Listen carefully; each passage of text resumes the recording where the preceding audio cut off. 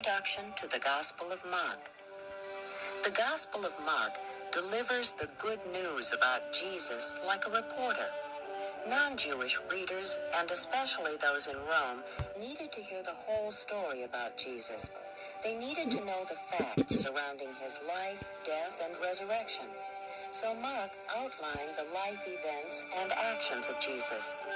Details of interest to Jewish readers are left out. There's no genealogy to prove Jesus' right to the throne of David, and there's little criticism of Israel's religious leaders. In contrast, Matthew's gospel reasoned with Jewish minds to prove that Jesus was the promised Messiah of the Old Testament scriptures.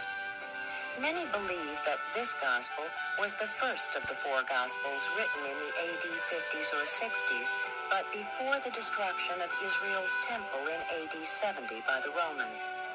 Most believe Mark's gospel was written by John Mark. John Mark's mother's name was Mary, a woman of influence in Jerusalem, and he was also the cousin of the missionary Barnabas.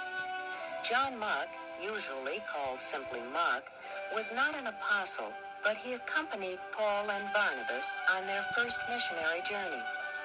Mark makes it clear that Jesus entered history as a servant, a suffering servant. He came not as a conquering king, but to sacrifice his life. 1/3 of this gospel story is used to tell the events of Jesus' last week on earth, including his death and resurrection. Listen now to Mark's report of Jesus' life as the Savior of the world and the model servant for us all.